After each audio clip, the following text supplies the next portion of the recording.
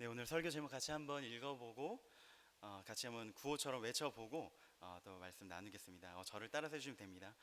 개혁된 교회는 항상 개혁되어야 한다. 네, 오늘 말씀은 본문 위주의 강의 설교가 아니라 종교개혁과 관련된 주제 설교로 여러분과 나누고자 합니다. 올해가 어떤 사건의 500주년이라고 하여 한국교회 일각에서는 굉장히 떠들썩합니다. 혹시 무엇인지 아시겠죠? 네, 제가 말했으니까 당연히 아시겠죠? 우리가 흔히 사용하는 기독교라는 단어에는 일반적인 우리가 생각하는 교회만 있는 게 아니라 카톨릭, 동방 종교회 등 다양한 종교 분파들이 원래는 포함이 돼요. 그럼 예수님이 세우신 교회가 지금 어떻게 여러 갈래로 흐르고 있게 된 걸까요? 한국 교회에서는 성당과 교회라고 하면 완전히 다른 종교처럼 여겨지고 있잖아요. 예수님으로부터 신약교회가 출범한 지 약 1500년 정도 되는 기간 동안 교회도 여러 가지 일들을 겪었겠죠. 당시에는 그 유럽에 있는 국가 대부분이 이제 기독교적인 색채를 띠고 있었고, 이제 그곳의 문명화된 지역 대부분에서는 교회나 사제들을 발견할 수가 있었어요. 이건 좋은 일이겠죠. 우리가 흔히 생각하는 부흥, 수가 많고 지배적이고 큰 영향력을 지닌 바로 그 부흥의 상태였다고 말할 수 있는 거죠. 그러나 당시의 교회, 구교, 즉 가톨릭이 기독교 원래의 모습에서 점차 멀어지고 자체 정화 능력을 상실해 갔어요. 어쩔 수 없이 이제 개혁자들이 변질되거나 잘못 채색된 교회와 신앙이 아닌 참 교회와 진정한 복음에 대한 갈망으로 그곳과 완전히 갈라서고 탈피해서 지금 이제 우리가 교회라고 우리가 부르는 그 개신교, 이제 프로테스탄트가 이제 형성이 된 거죠. 교회인 저와 여러분이 우리의 정체성과 뿌리에 대해서 이야기하면 우리가 누구의 후손이라고 할 수 있을까요? 예수님의 제자들이고 사도들의 후예라고 할 수가 있겠죠. 그런데 여기에 하나를 더해서 또 우리의 중요한 정체성과 뿌리는 바로 종교 개혁자들의 후예라는 거예요. 그런데 교회를, 특히 개신교를 오래 다녔음에도 불구하고 종교 개혁이라는 단어 자체도 이제 모르시는 분들이 상당히 많이 있습니다. 이게 그냥 우리 다르니까 서로 갈라서자 한 게 아니거든요. 이것을 위해서, 이것 때문에 많은 사람들이 목숨을 잃었어요. 구교와 신교 간의 충돌로 인해 막대한 대가가 치러졌고, 지금 오늘날 우리의 최대의 종교, 제일 많은 사람들이 믿는 게 뭐예요? 무교, 무신론이죠. 그것도 하나의 종교고 신앙이겠죠. 하나는 신이 없다고 하는. 약 1000년 동안에는 지배적인 가치가 종교였어요. 그런데 이 갈등 때문에, 구교와 신교의 이 충돌 때문에 종교 자체가 완전히 바닥까지 추락해서 오늘날처럼 무교, 무신론이 최대의 종교가 되는 데도 일조까지도 했거든요. 그런데 그냥 대충 참고 지나가면 되는 게 아니라 개혁을 할 수밖에 없었던 이유가 있었겠죠. 어떤 이에게는 목숨을 바치면서까지 교회를 교회되게 개혁해야만 했던 변질된 유사 기독교가 아니라 참 기독교 신앙을 찾아야만 하는 그런 분명한 이유가 있었던 거예요.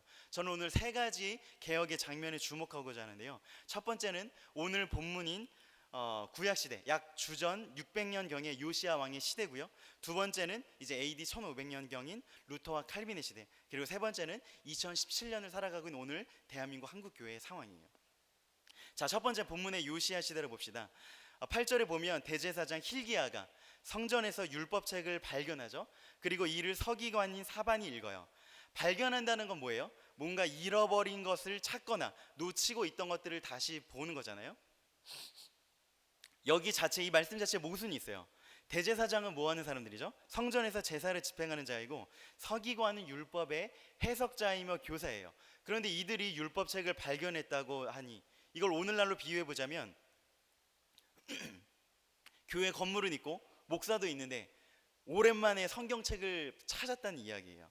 그 내용 자체가 황당한 거잖아요. 아예 생소한 책과 이 내용을 생전 처음 봤다는 의미는 아마 아닐 거예요. 그럴지라도 어찌되었든 그들은 멀어져 있고 잊혀져 있던 그런 율법책, 여기서는 모세오경을 말하는데요, 그것을 발견했다는 거죠.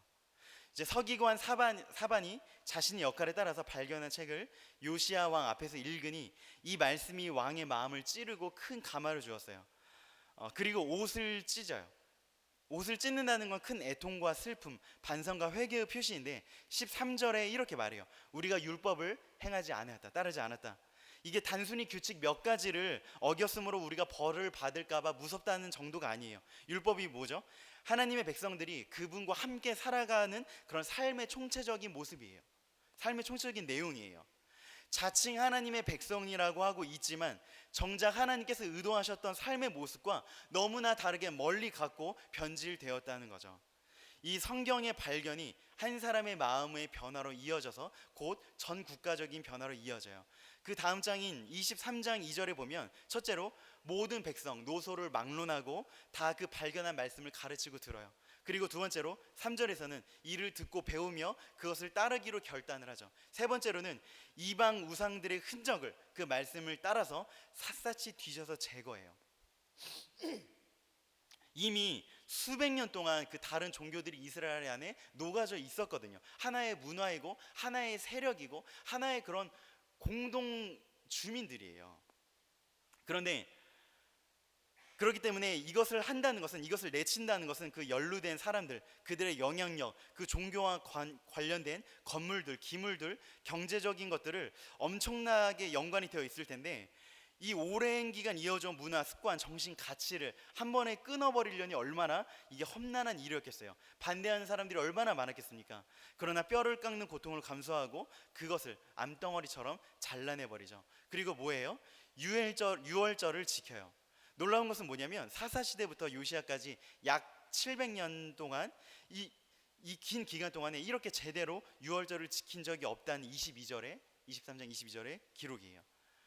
이것이 무엇을 한 거냐면요, 잊혀졌던 하나님, 굳어져서 화석처럼 아무런 영향력도 없는 하나님을 다시 그들의 현실에 초대하는 거예요.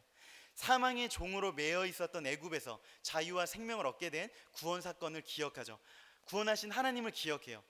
그들의 모든 지금 삶에 누리고 있는 것들이 하나님의 은혜로 이루어진 것임을, 즉 과거의 구원과 이 현재의 삶을 연결하는 거예요. 이로써 그 하나님이 여전히 오늘 우리의 하나님 되심을, 그리고 그 크신 구원의 능력과 은혜가 오늘 지금 우리와 연관되어 있는 것임을 경험을 하는 것이죠.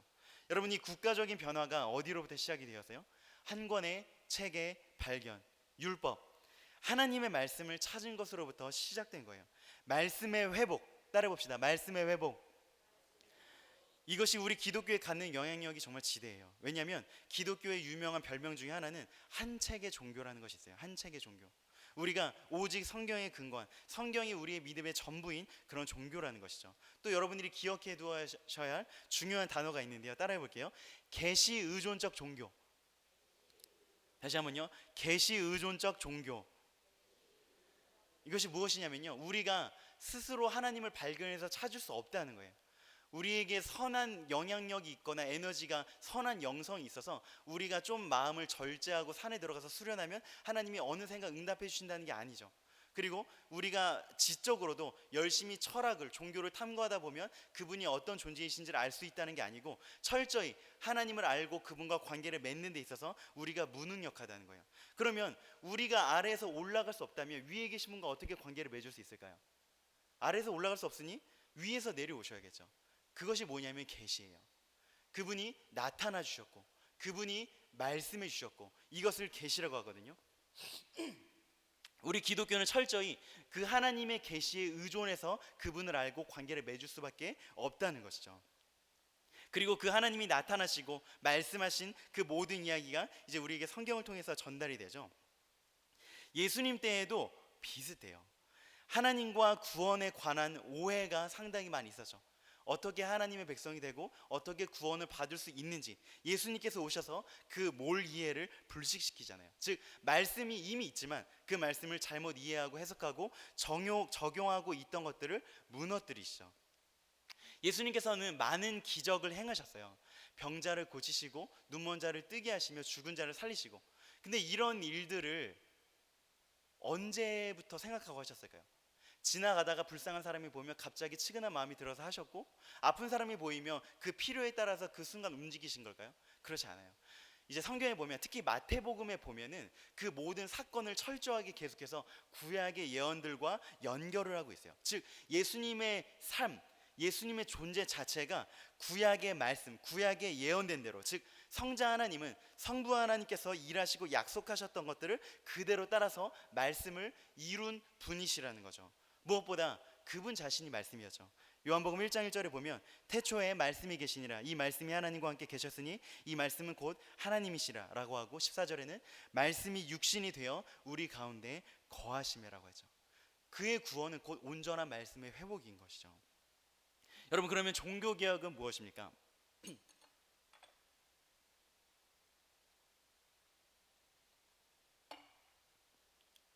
이 첫 번째 장면과 크게 다르지 않아요. 말씀의 발견, 그로 인한 개인의 발견, 그로 인한 교회, 사회, 국가의 변화, 이 연속선 상에서 일어난 일들이에요. 이제 교회가 이제 지상교회로 이제 예수님으로부터 출발한 지 약 1500년이 지나고 나서 그 후에 교회가 이제 달라졌을 텐데, 만약에 예수님의 직속 제자들, 초대교회의 성도들이 보기에 시간이 흐르고 난 그 루터나 칼빈이 살던 그 당시의 교회를 보면 어땠을까요? 일단 첫 번째는 놀랐을 거고 감사한 면이 있었을 거예요. 왜냐하면 그들은 생명을 걸고 지켜내야만 했던 그 십자가, 복음이, 교회가 이제는 온 땅에 퍼져서 삶의 당연한 일부가 되었기 때문이에요. 뭐 정치, 문화, 교육, 삶의 사소한 습관까지 거의 모든 것들이 종교적인 색채를 띠고 연관성을 띠었거든요. 교회를 안 다니는 게 이상한 거였고, 그 중에 이제 무신론자는 정신 나간 이상한 사람쯤으로 여겨졌을 시대니까요. 그런데 그런 확산한 좀 당연한 분위기 말고 그들은 반드시 어떤 당혹감을 가졌을 텐데요. 그런 놀라운 뒤에 이런 의문이 들었을 텐데요. 바로 그때 우리가 섬기던 하나님이 지금 이들이 섬기는 하나님과 같은 하나님인가? 우리가 믿고 있는 내용과 지금 이들이 믿고 있는 내용이 같은가? 지금 우리의 예배와 저들의 예배가 같은가? 라는 그런 의문이 있었을 거예요. 여러 원인들이 있어요. 그런데 오늘 이제 제가 한 가지 주제의 이제 흐름에서만 말씀을 드리자면, 가장 큰 원인이 무엇이에요? 요시야 때와 비슷한 면이 있어요. 대제사장도 있고 제사도 있고 예배 의식도 있고 서기관 같은 사제들도 넘쳐나요. 그런데 무엇이 없어요? 당시의 율법, 이제 그 당시에는 완성된 하나님의 말씀, 성경이 없는 거예요. 온 땅에 교회가 있고 사제들이 있는데 성경이 없어요. 무슨 말이냐면요, 이제 지금도 우리나라와 뭐 다른 나라, 아니면 뭐 장로교와 뭐 갈미교, 이런 교회들이 서로 조금씩 달라요. 교회 건물, 예배당 생김새도 다르고요. 아니면 뭐 장로 권사 집사, 어떤 데는 뭐 감독도 있고, 이런 구조도 다르죠. 그럴 수 있어요. 그러나 그 모든 교회를 묶어주는 보편성이 무엇이죠? 근거가 무엇이죠?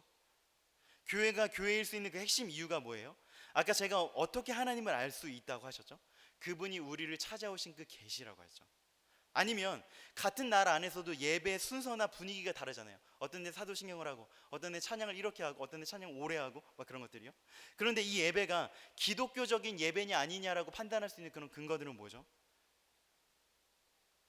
예수님 말씀하신 내용 중에서 신령과 진정으로 드리는 예배라는 것이 있죠. 그것을 더 구체적으로 해석해 보자면 성령 안에서 드리는 예배, 그리고 진리 안에서 드리는 예배이거든요. 진리 안에서 진리를 가지고 진리가 선포되고 진리를 받는 그 예배가 기독교적인 예배라고 하는 거예요. 그런데 그 종교개혁 당시에 왜 성경이 없었다고 말씀을 드리냐면, 성경책은 물론 있었죠. 그런데 예배 시간에 제가 지금 설교를 무슨 말로 하고 있어요? 한글로 하고 있죠. 제가 뭐 아랍어나 영어나 일본어로 하시면 이 중에 일부만 알아듣고 대체로는 못 알아들으시겠죠. 그럼 여러분은 예배를 드리고 예배를 하고 있는 거예요? 그 예배를 보러 왔다고 정도는 말할 수가 있었겠죠. 그때 그랬어요. 뭐 프랑스든 뭐 영국이든 어떤 나라가 됐던지 간에 다 라틴어로 말씀이 선포가 됐어요. 그러니까 모르는 거예요. 사제들도 자신들이 성경을 몰라도 돼요. 라틴어 읽을 수 있기만 하면 돼요. 그러면 설교문이 내려와서, 교황의 교서가 내려와서 그것들을 읽기만 하면 되거든요. 그리고 저와 여러분은 이런 성경책을 너무도 흔히 가지고 있어요. 성경이 역사적인 베스트셀러 1위라고 하는데, 이것은 좋은 의미도 있고 나쁜 의미도 있어요. 어쨌든 그 좋은 의미 중에 하나는 어딜 가더라도 이 책을 구하는 게 대체로는 쉽다는 거죠. 뭐 북한 같은 몇 나라를 빼고는요. 그런데 그때는 성경을 가질 수도 없었고, 심지어 성경을 가지려 하다가 목숨을 잃는 그런 상황까지도 있었다는 거죠. 즉 성경 안에 있는 예수님의 가르침, 사도들의 가르침이 극히 희미해진 거예요. 신앙의 기준이 성경이 아니게 되고, 하나님을 안다고 하지만 성경을 모르니까 하나님이 어떤 하나님이신지를 모르죠. 각종 불분명한 혼란과 그 성경이 아닌 다른 전통, 다른 사람들의 여러 가지 가르침들이 이 혼란한 시기였다는 거예요. 그러면 개혁이 어떻게 시작되었어요? 이제 우리가 주로 아는 것은 루터라는 사람이 와서 이제 교회가 잘못됐다는 것들을 외쳤다고 이제 알고 있지만, 사실은 그 이전에 이미 분위기가 조성이 되어 있는데요. 이것은 재밌게 우리 기술의 발달과도 관련이 있어요. 이제 인쇄술이 발달하면서 여러 가지 이제 중요한 문서들을 더 많은 사람들이 읽게 됐는데, 당연히 기독교적인 사회였으니까 성경도 그러겠죠. 헬라어나 히브리어나 라틴어나 그런 것들이 점차 많은 사람들에게 보급되기 시작했어요. 광범위하게 접하기 시작됐던 거죠. 그리고 번역을 하게 됐어요. 제가 번역을 하지 말라고 해서 번역을 하다 죽은 사람도 있거든요. 근데 어쨌든 이것을 번역하고 점차 많은 사람들한테 퍼져갔어요. 이것으로부터 시작됐는데, 그러니까 이제 루터를 포함해서 수많은 사람들이 이 성경을 더 제대로 알고 읽고 본 거예요. 그런데 이 성경을 보니까 지금 우리가 믿고 있는 그 신앙과 다른 거예요. 교회를 다니고 있는데 우리가 지금 신앙생활하고 있는 그 신앙생활이 이 성경에 기록된 것과 다른 거예요. 뭔가 다르다, 뭔가 잘못되고 있다라는 그런 기류가 이미 퍼져 있었고, 이제 그 기류의 핵심 주자로 나온 것이 루터나 칼빈 같은 그런 사람들이에요.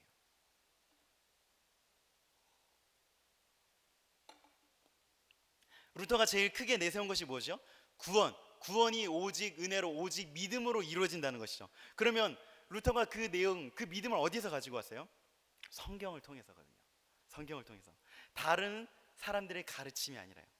성경을 보니 뭐 연행, 연옥, 뭐 선행으로 인한 구원, 여러 뭐 성자들, 중간 그런 존재들, 아니면 예수 그리스도를 믿음이 아닌 그런 비성경적이 너무나 판치고 있었고, 자기도 사제이고 사제로 오랫동안 살았음에도 불구하고 그런 잘못된 것들에 사로잡혀서 괴롭게 정말 신앙생활을 해왔었던 거죠. 그래서 나온 것이 뭐냐면 오직 성경, 그리고 오직 성경에서 나온 오직 은혜, 오직 믿음, 이 주요한 구호들로, 가치들로 인해서 교회가 개혁되어져 있었죠. 이제 가톨릭은 우리 보고 집 나간 자식, 그런 아류쯤으로 우리를 여길지 모르지만, 우리가 지금 따르고 우리가 한 것이 무엇이에요? 회복된 것, 원래 있던 그 모습으로 돌아갔다는 거예요. 자, 올해를 제가 종교개혁 500주년이라고 했었죠. 그런 정말 바뀌지 않을 그런 수많은 것들이 있었었는데, 그것들이 어떻게 바뀌기 시작했다고요? 요시야 때처럼 그런 말씀의 회복으로 인해서 그 많은 것들이 바뀌었는데요. 자, 우리는 예수님의 후예일 뿐만 아니라 종교 개혁자들의 후예들이라고 또 제가 말씀을 드렸어요. 그런데 제가 굉장히 정말 놀라게 되는 면이 있는데, 이제 우리 성도님들이나 아니면 우리 청년들이나 학생들에게 이제 가톨릭 성당과 교회의 차이점이 무엇이냐라는 것들을 이제 여러 번 답할 기회가 있었어요. 그래서 저도 그것들을 이제 정리해서 이제 저도 공부하고 이제 또 알릴 때가 있고요. 그러면 그것을 나누면서 놀라게 되는 것들이 굉장히 많은데, 뭐냐면 가톨릭과 우리의 차이점, 즉 우리가 그때 이것은 잘못된 것이다라고 해서 버리고 나왔던 것들을 오늘 2017년 우리 교회들이 다시 똑같이 붙들고 있는 것이 너무나 많다는 거예요. 우리가 죄에 대해서 이야기할 때 뭐라고요? 돼지가 토한 것을 다시 먹듯이, 그런 것처럼요. 진짜 재밌게 이전에 이게 잘못된 것이라고 해서 정말 엄청난 대가를 치르고 우리가 나왔는데, 그것들을 다시 붙들고 똑같이 그 짓으로 하고 있는 것들이 굉장히 많이 있어요. 뭐 여러 가지가 있겠지만 그 중에 뭐 몇 가지만 간단히 말씀을 드리자면요, 예수님께서 돌아가실 때 지성소가 찢어지고, 그리고 그 지성소가 찢어짐으로써 이제 우리에게 주어진 것이 뭐예요? 그런 구분과 계층이 없이 우리 모두가 만인 제사장으로서 우리 모두가 예수 그리스도의 피를 힘입어서 하나님 앞에 나아갈 수 있다는 것이죠. 가톨릭은 아예 교회의 구조 자체가 달라요. 가르치는 핵심부 교회가 있고, 그들은 천국에서도 더 높은 상급을 받아요. 그리고 외부에 있는 교회는 배움, 가르침을 받는 교회죠. 존재론적으로 차이가 있어요. 그런데 우리 개신교에서 그런 지금 만인 제사장의 그런 이야기를 하기가 너무 어려워요. 그렇게 말할 수가 없어요. 목사는 목자고 성도는 그것을 따라가는 우매한 양이고, 물론 지도적인 또 가르치는 교회의 어떤 은사로서 그런 역할이 있지만, 지금 우리 교회와 성경에 기록된 그 교사와 목자 역할들이 전혀 일치하지 않거든요. 오히려 무엇에 가깝냐면 가르치는 핵심 교회와 외부의 교회가 있어요. 이것을 말씀드리는 게 여러분이 다 똑같으니까 목사한테 함부로 하십시오, 이게 아니에요. 이것으로 인한 폐해가 무엇이냐면 목사님은 목사님이고 나는 평신도이기 때문에 저렇게까지 하나님과 친하지 않아도 되고 저렇게까지 성경을 읽지 않아도 되고 저렇게까지 하나님과 깊은 관계를 맺지 않아도 된다는 합리의 그런 합당한 핑계와 방패를 만들어주고 그 안에서 잘못된 안식과 기쁨과 만족을 얻게 하거든요. 또 하나는 뭐예요? 지성소를 찢으시고 성전이 무너지고 3일 만에 다시 세우신 그 성전, 우리 안에 있는 그 하나님의 영이 있기 때문에 우리는 건축물에 힘을 쓰지 않아도 돼요.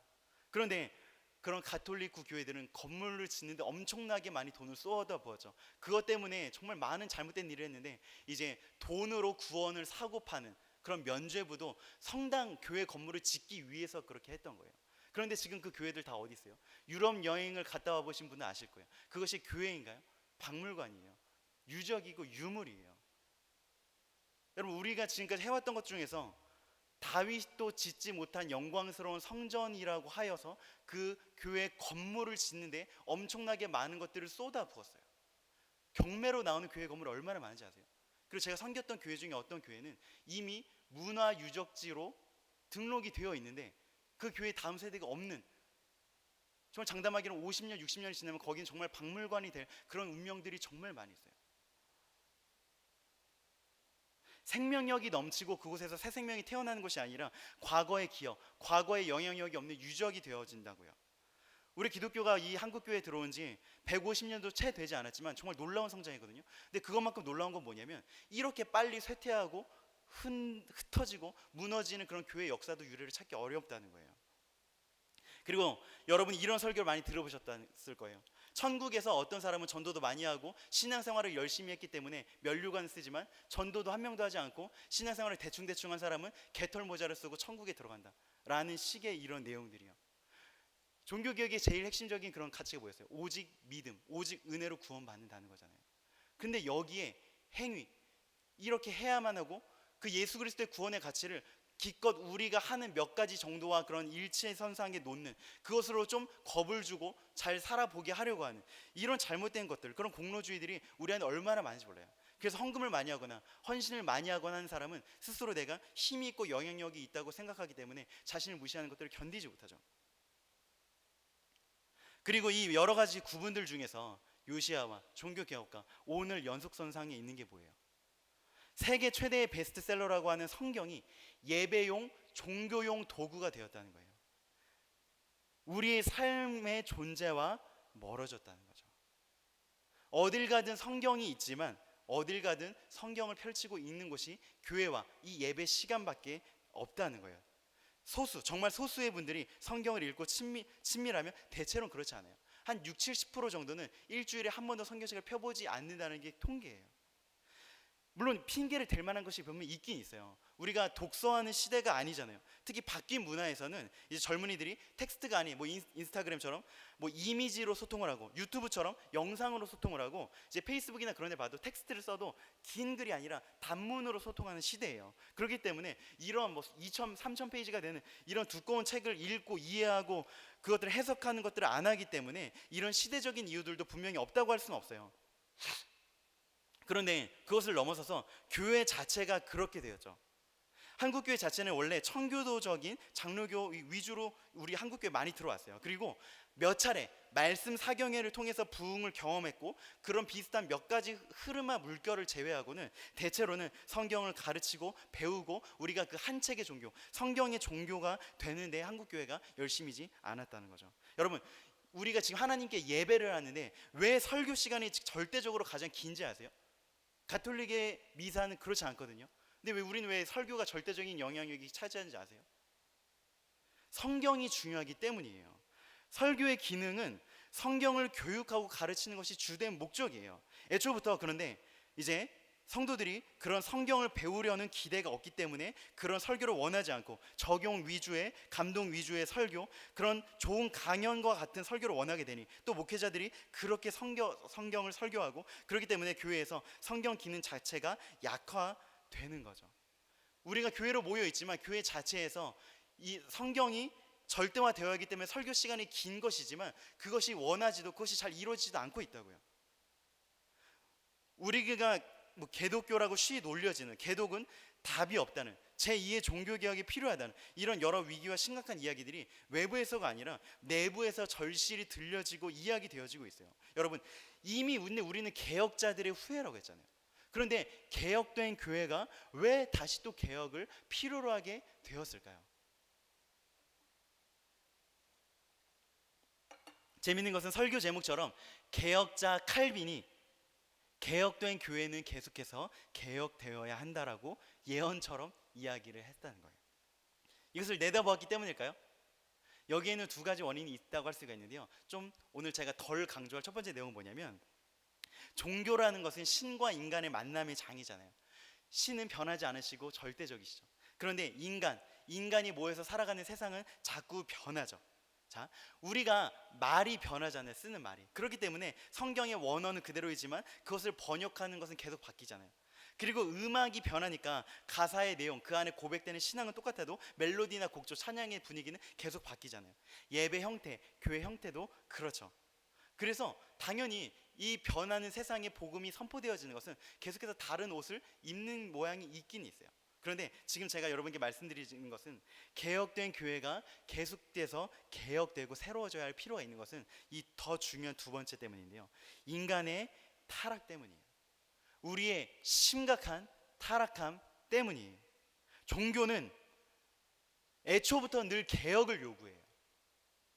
한번 잘 잡으면 그걸로 천년 만년 가는 게 아니라 우리 교회라는 이 기관 자체가 애초부터 늘 개혁을 요구하는 곳이라고요. 여러분이 모여있는, 여러분이 가지고 있는 그 신앙 자체가 늘 날마다 죽는 그 순간까지 끝까지 개혁을 늘 새로워질 것을 요구한다고요. 애초부터 그런 성격이에요. 율법을 회복한 요시야 때도 그랬고, 계시가 완성될 예수님 당시에도 그랬고, 그것이 완성된 이후 루터 시대에도 그랬고요. 지금도 그래요. 왜 그런지 아세요? 종교의 이름으로, 진리의 이름으로, 그리스도의 이름으로 인간은 자기의 욕망을 관철하기 때문이에요. 종교가 그 명분이 되고 수단이 되기 때문이에요. 하나님 나라를 이루기 위해서 내가 수단이 되는 것이 아니라 내 인생을 살기 위해 하나님과 종교가 그 수단이 돼요. 근데 어쩔 수 없어요. 완성 때까지, 예수님이 다시 오시기까지 하나님의 교회는 뭐 결코 망하진 않지만 외부의 핍박이나 내부의 변절이나 부패는 끊임없이 있을 수밖에 없어요. 그러면 어떻게 해야 되겠어요? 끊임없이 개혁되어져야 하는 거예요. 그런데 오늘 제가 여러분에게 강조한 것은 무엇이에요? 개혁이 되어져야 되는데 무엇을 기준으로요? 성경, 계시, 하나님의 말씀을 가지고요. 변하는 세상에서 변하지 않는 진리를 가지고요. 우리가 끊임없이 우리가 그 진리가 말하고 있는 그 존재로 살고 있고, 그 존재로 교회를 이루고 있고, 그 비전으로 바라보고 있는가를 늘 돌아보아 점검하고 개혁해야 한다는 거죠. 그런 우리나라 대한민국 종교 기관들 중에서 교회가 신뢰도가 가장 낮대요. 뭐 가톨릭, 뭐 3대 종교만 하면 가톨릭, 불교, 기독교 순이에요. 만약에 우리가 예수님께만 구원이 있다라는 이런 믿음의 내용으로 인한 것이라면, 여러분, 진리가 오직 성경에만 근거합니다, 이런 내용을 우리가 주장하는 것으로 인하면 우리가 당연히 욕을 먹어야 돼요. 욕을 먹어야 싸요. 그런데 여론조사에 신경을 안 써도 돼요. 하지만 그 위기가 거기에서 나오는 게 아니에요. 성경을 철저히 따름으로 인해서 나오는 것이 아니라 성경과 다름으로, 성경을 철저히 따르지 않는 그런 다른 면들에서 욕을 먹거든요. 그 위기가 내부에서 폭발하고 있어요. 개혁되어야 한다는 거죠. 이대로는 안 된다는 거죠. 뭐 한두 가지를 고치는 것을 넘어 생존의 문제에서 모든 것이 재고되어지고 있어요. 제가 가슴 아픈 이야기를 하나 들은 것이 있는데요, 어떤 목사님이 자기 이야기 간증을 하는데 애가 굉장히 시무룩한 표정으로 집에 있어서 왜 그런지 물어봤더니 학교에서 친구들이 제 개독 아들이라고 놀림을 받았다는 거예요. 나중에 우리 세미가 우리 아빠는 목사라고 했을 때 혹시 그렇다면, 근데 그럴 가능성이 크거든요. 점차 더 해가거든요. 무슨 조롱의 아이콘들처럼 목사가 이야기가 나오면 무조건 성추행이나 뭐 돈 문제나가 다 연루된 기사들만 나오고요. 기독교란 이름만 나와도 바로 그 댓글에는 90% 이상이 다 조롱하는 댓글들 뿐이에요. 이게 그 일반적인 정서로 굳어져 버렸어요. 여러분들은 경험을 덜 하실지도 모르겠어요. 왜냐하면 여러분들이 교회를 다닌다는 걸 알기 때문에 주변 사람들이 얼굴 대놓고 말을 못할 수 있으니까. 그런데 익명성으로 솔직하게 자신의 생각을 아무렇게나 이야기할 수 있는 온라인상 젊은이들에 의하면 그것이 너무나 지배적이에요. 그러면 제가 여러분에게 개혁을 하라고 하는 것이 무엇입니까? 피켓을 들고 나아가서 교회라는 기관을 비난하라는 이야기만이 아니에요. 여러분, 교회가 뭐예요? 기관이 아니라 그리스도인의 유기체잖아요. 이제 이 3부 예배 때 보면 이제 교회에 소속되어 있지 않으시지만 이제 간간히 교회를 이제 오가시는 분들이 있으셔요. 근데 여러분, 교회를 다니시면 안 돼요. 교회를 다니지 마세요. 여러분이 교회로서 살아가셔야 하고요. 여러분이 교회로서 여러분이 정말 같이 기뻐하고 같이 슬퍼하고 같이 스트레스 받고 같이 아파할 수 있는 교회의 일부로서 존재하셔야 돼요. 그러면 교회를 개혁하라는 것은 어디로부터 시작돼요? 아까 그 말씀이, 그 발견의 율법이 요시야라는 사람의 마음을 찢어놓고 그 찢어진 마음이 나라를 바꾸죠. 그리고 점차 확산되어진 그 하나님의 말씀이 루터나 칼빈 같은 그런 대가들의 마음을 바꾸고 그런 사람들로 인해서 교회와 나라들이 바뀌잖아요. 그러면 이 개혁의 순서는 뭐예요? 말씀으로 인해서 교회라는 기관을 비난하는 게 아니라 누가 먼저 개혁되는 거예요? 유기체, 교회인 저와 여러분이 개혁되어져야 한다는 거죠. 이 말은 교회로서 날마다 말씀에 기초하여 스스로를 개혁을 해야 한다는 거예요. 제가 흐리멍텅해지고 힘이 없고 연약해질 때가 언제인지 아세요? 이 성경이 나를 뜯어 고치는 것이 중단되었을 때예요. 여러분에게서도 마찬가지인데요, 이 정도 신앙이면 됐어, 나는 이제 이 정도면 충분히 알아 라고 생각해서 중단하지만 여러분, 하나님은 결코 멈추지 않으세요. 이것이 무엇과 같냐면요, 마치 우리가 강물을 거슬러서 끊임없이 노를 젓고 올라가는 것과 같아요. 여러분과 제 안에 여전히 남아있는 죄가 있고요, 또 죄인들이 모여 살고 있는 그 세상에서 살고 있는데 우리가 어떻게 묻지 않고 퇴하지 않을 수가 있어요. 개혁을 멈추는 것은 떠내려가는 것이에요. 떠내려가는 것이에요. 여러분, 저는 실주정기 목사니까 직업이잖아요. 연관이 되어 있어요. 이제 교회가 사라지면 갈 곳이 없고, 저는 15년 동안 목사가 되기 위해서 준비를 했고 앞으로도 그럴 텐데, 제가 20년 30년 동안 준비한 게 아무런 쓸모가 없어질 수가 있는 거예요. 그러니까 저는 더 심각한 문제이기도 하거든요. 근데 단지 그것만이 아니라요, 진짜로 교회를 사랑하기 때문에, 이 한국 교회를 사랑하기 때문에 그런 교회의 가슴 아픈 이야기들이 나오면 정말 때로는 눈물이 흐르고 가슴이 찢어지게 아플 때가 있어요. 그런데요, 그걸 보면서 예전에는 하나님 저를 써주십시오, 하나님 저를 사용해 주십시오, 하나님 저를 통해서 이 정말 교회를 개혁하는 써주십시오 라고 그렇게 용감하게 기도할 수가 있었는데, 그런 사역자로서 오래 살고 내가 열심히 교회를 섬기다 보니까 깨닫게 된 더 하나의 무서운 사실이 뭐냐면, 이 바깥을 봐도 어둡고 캄캄한데 그것을 고쳐보겠다고 뛰어든 내 안을 보면 더 어둡고 더 절망스러울 때가 있다는 거예요. 그럼 진짜 마음이 무너져 내리는 것 같아요. 하나님, 이 교회를 보며 너무 가슴이 아픕니다. 그런데 제가 지금 목사로 살겠다고 이렇게 10몇 년 동안 준비했고 앞으로도 그럴 텐데 제 안을 보면 더 어둡고 더 캄캄합니다. 하나님, 저라는 존재가 목사로서 살면서 한다고 한국교회가 개혁되는데 유의미하게 쓰임받을 수 있을까요? 이런 깊은 절망들이에요. 여러분, 이것이 어떻게 뒤집어질 수 있어요? 이 깊은 어둠, 밖과 안에 있는 이 깊은 어둠이 어떻게 뒤집어질 수 있어요? 성경이 우리를 뜯어 고치게 해야 되는 거예요. 개혁된 여러분이 날마다 개혁되셔야 하는 거고요, 구원받은 여러분이 날마다 그 말씀에 기초해서 날마다 구원을 이루어 가셔야 하는 거예요. 성경에는 이런 구원의 현재성, 오늘 우리의 치열한 삶에 나타나는 이 치열한 구원의 현재성이 정말 너무나 선명하게 나타나요. 나는 날마다 죽노라, 이제는 내가 살지 않고 내 안에서 그리스도께서 사신다 라는 것이 현재형으로요 우리 안에 너무나 치열하게 일어난다는 거예요. 이 말씀은 우리 자신에게 그리고 이 시대에게 던져질 말씀입니다. 성경이 저와 여러분을 날마다 뜯어 고쳐 개혁할 수 있도록 하지 않으면 우리는 떠내려가고 우리가 그 교회를 어둡게 하는 주역이 된다는 거예요.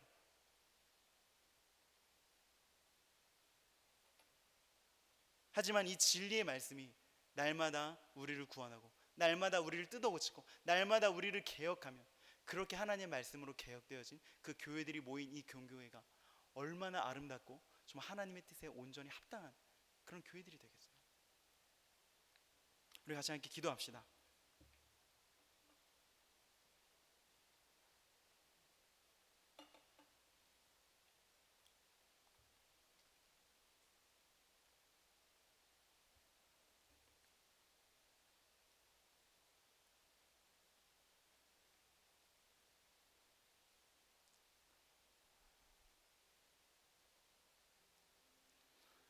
아까 제가 말씀드린 것처럼 종교개혁 500주년이라고 해서 여러 가지 기대가 많이 있지만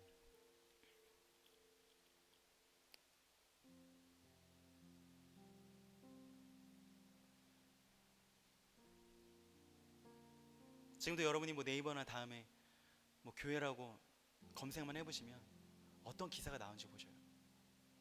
뭐 하나님이 함께 하시니 뭐 괜찮아, 뭐 다 잘 될 거야. 여러분, 이런 안일함이 우리에게 지금 필요하지 않아요. 개혁된 교회는요 늘 개혁되어져야 해요.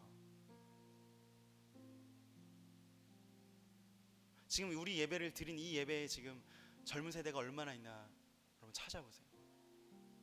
우리보다 훨씬 심각한 데 많아요. 주일학교가 아예 없는 교회들이 80%가 넘어요.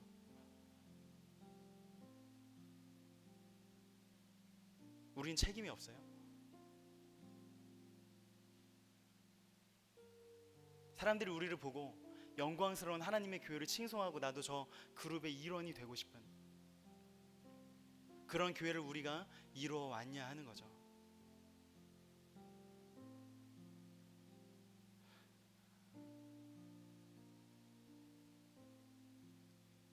여러분, 우리에게 진리의 말씀이 우리에게 온전히 회복되기를 원합니다.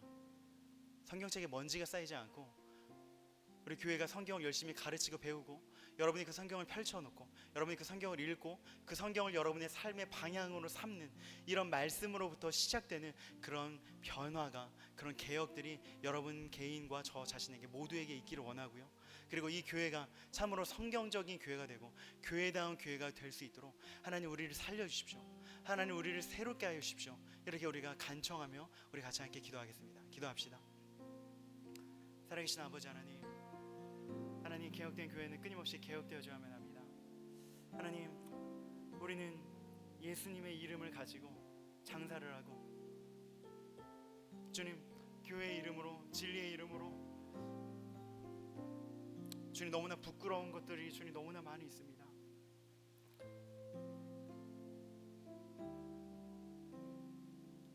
주님, 이것은 우리가 마땅히 받아야 될 핍박이 아닙니다. 이것은 우리가 마땅히 당해야 될 취급도 아닙니다. 하나님, 교회가 교회답게 될 수 있도록 도와주십시오. 하나님, 나는 인간의 종교는 당연히 그런 개혁과 변혁을 주님 날마다 필요로 합니다. 하나님, 우리 자신에게 그렇고 우리가 모여있는 주님이 공교회에 그렇습니다. 주님, 하지만 말씀으로 인하여 우리 자신이 변화되지 않는데 우리의 그런 모임 가운데 무슨 변화가 있기를 주님 기대할 수가 있겠습니까? 하나님, 이 하나님의 말씀이 우리의 가슴을 찢지 않는데 하나님, 우리의 그런 죄악의 그런 참혹한 것들을 어찌 찢어놓을 수가 있겠습니까? 하나님, 이 성경이 날마다 우리의 삶을 주님 조종하고 새로운 방향으로 인도하고 그것을 따라가지 아니하는데 하나님, 그런 다수의 화살표들이 모인 곳은 그 교회가 어디로 가겠습니까? 주님, 이 하나님의 말씀으로 인하여서 주님 교회가 새로워질 수 있습니다. 주님의 하나님 말씀이 회복되어질 때 주님 교회가 새로워질 수가 있습니다. 주님, 물론 여러 가지 그런 새로운 변화들이 하나님 개혁들이 필요할 것입니다. 하나님, 하지만 분명한 것은 주님이 하나님 말씀의 회복이 없이는, 주님이 성경의 회복이 없이는 주님 우리 안에 그런 진리의 회복이, 주님 하나님의 교회로서의 아버지 회복이 주님 있을 수 없다는 것입니다. 주님, 성경책이 마치 바닷물처럼 어디 가도 있지만 하나님, 하지만 그 누구도 그것으로 아버지 먹지 아니하고 마시지 아니하는 그런 시대 가운데서 살고 있는 우리가 주님, 어떻게 하나님의 말씀을 회복할 수가 있습니까? 주님, 어떻게 진리의 종교로, 한 책의 종교로서 우리가 다시금 살아나고 회복될 수가 있는 것입니까? 주님, 우리에게 그러한 하나님의 회복의 은혜를 주십시오. 주님, 우리의 무너질 것들이 더 참혹하게 무너지고 주님 적나라하게 주님 열려지게 하심으로써 하나님, 우리가 감추고 하나님, 우리가 그렇게 하고 있지 못한 것들을 인해서 나는 대충 뒤집고 넘어가는 것이 아니라 주님, 그 심각한 상처들 가운데 주님 한두 개의 반창고를 붙이고 하는 것이 아니라 하나님, 성경이 말하는 그 교회, 성경이 말하는 그 인생, 성경이 말하는 그 존재가 무엇인가에 대해서 하나님, 다시금 그 성경이 우리를 형성하고 우리를 빚고 주님 우리를 만들고 우리 교회를 하나님 이끌어갈 수 있도록 주님 진리의 말씀 우리 가운데 더욱더 주님 확고하게 주님 회복되어질 수 있도록 도와주셔서 주님, 성경을 읽지 않은 교회, 성경을 읽지 않은 그리스도인이 아닌 그런 오명이 아버지 우리에게서 사라지게 하시옵시고 주님, 진리의 말씀을 읽고 배우고 가르치고 주님 그것을 우리 가슴에 새기고 주님 그대로 살아가기에 주님 쓰는 그런 교회가 될 수 있도록 주님께서 인도하여 주시옵소서. 주님 말씀의 회복을 통해서 주님 우리 교회 가운데 진짜 회복을 하는 걸 허락해 주시기 원합니다.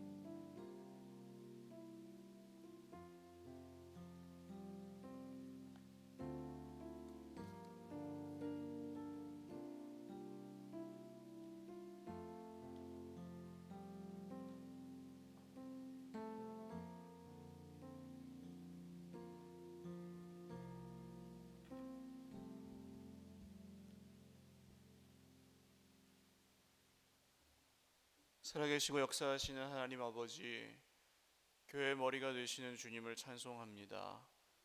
종교개혁 이후에 500년의 시간이 흘렀지만 정말로 교회의 모습을 볼 때에 세상 사람들이 보기에도 부족함이 있고, 또 우리가 교회의 힘을 기억하여도 때로는 부끄러울 때가 있습니다. 하나님, 그러나 그럼에도 불구하고 우리에게 허락하신 생명의 말씀, 진리의 말씀이 여기에 있사오니 우리가 다른 아무 데도 갈 수 없음을 알고, 세상의 수많은 풍파와 어려움 가운데에서도 주 예수님의 말씀이 다스리시는 공동체 교회를 지킬 수 있도록 인도하여 주신 것을 감사합니다. 하나님, 오늘도 사랑하신 모든 주의 백성들에게 늘 말씀의 능력으로 함께하여 주시고, 말씀을 거절하는 이 세대에 하나님의 말씀을 온전히 순종하며 따르는 하나님의 사람들이 몸된 교회에서 더욱더 아름답게 영적으로 성장해 가게 하여 주시옵소서.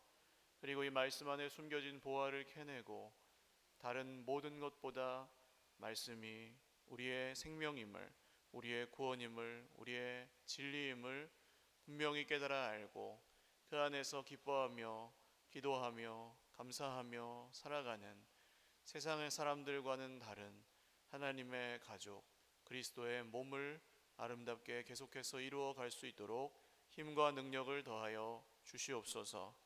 오늘도 사랑하신 주의 백성들 모두에게 하나님 말씀 가운데 늘 위로하여 주시옵고 새 힘을 허락하여 주시옵소서. 감사하옵고 예수님의 이름으로 기도드립니다. 아멘.